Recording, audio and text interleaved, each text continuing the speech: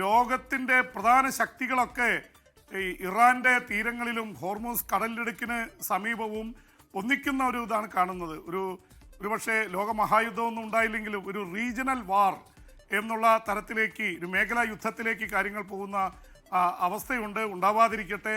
ഇപ്പോൾ ഏറ്റവും അവസാനം സംഭവിച്ചിരിക്കുന്നത് ചൈനയും റഷ്യയും ഇറാനും ചേർന്ന്, അവർ കൂട്ടാളികളാണ്, അവർ ചേർന്ന് അമേരിക്കയുടെ സേനാ വിന്യാസത്തിനെതിരെ 2 വിമാനവാഹിനി യുദ്ധക്കപ്പലുകളും ഏതാണ്ട് 13 യുദ്ധക്കപ്പലുകൾ മറ്റ് യുദ്ധക്കപ്പലുകളുമായിട്ട് അണിനിരന്നിരിക്കുന്ന അമേരിക്കയ്ക്കെതിരെ ഒരു ബദൽ നീക്കം നടക്കുന്നു എന്നുള്ളതാണ് വളരെ ആശങ്ക ജനിപ്പിക്കുന്ന സംഭവവാസങ്ങൾ. അവർ ഹോർമൂസ് കടലിടുക്കിന് സമീപം വലിയ രീതിയിലുള്ള സേനാ വിന്യാസ യുദ്ധക്കപ്പലുകൾ വരുന്നു. ചൈനയുടെ, റഷ്യയുടെ, ഒപ്പം തന്നെ ഇറാൻ്റെ ബോട്ടുകളും കപ്പലുകളും ഇത് ഒരു ബദൽ നീക്കം നടത്തുന്നു എന്ന വാർത്തയാണ് വരുന്നത്. അതിനിടയിലാണ് ഈ 2ാം റൗണ്ട് ചർച്ച, സമാധാന ചർച്ച അമേരിക്കയും ഇറാനുമായി പരോക്ഷമായി നടന്നെങ്കിലും ജനീവയിലെ ചർച്ച വേണ്ടത്ര വിജയിച്ചിട്ടില്ല. പല കാര്യങ്ങളിലും ഇറാൻ വഴങ്ങാൻ തയ്യാറല്ല. ആണവായുധ കരാറിൻ്റെ അടുത്ത് എത്തിയിട്ടില്ല. അവരുടെ മാർഗനിർദ്ദേശ തത്വങ്ങളിൽ മാത്രമാണ് അവർ തമ്മിൽ ഒരു തീരുമാനമുള്ളത്. അതുകൊണ്ട് കാര്യങ്ങൾ കൈവിട്ടു പോകുന്ന അവസ്ഥയാണ്. അതിനിടയിൽ ചില വലിയ സംഭവവാസങ്ങൾ സംഭവിച്ചിരിക്കുന്നു.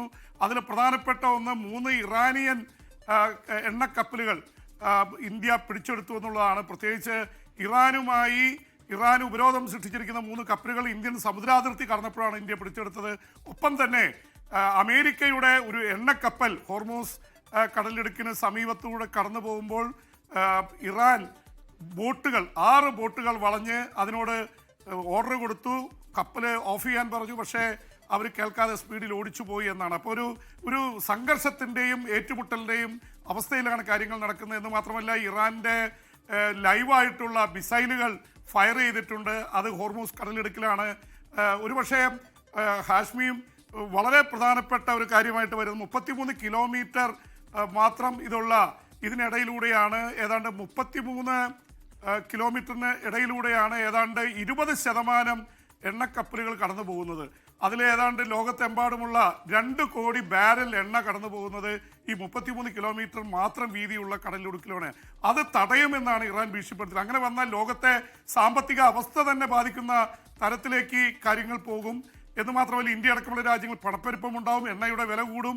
ഇങ്ങനെ ഒരുപാട് സംഭവ വികാസങ്ങൾ ഇതിനെ ചുറ്റിപ്പറ്റി നടക്കാനിരിക്കുകയാണ്.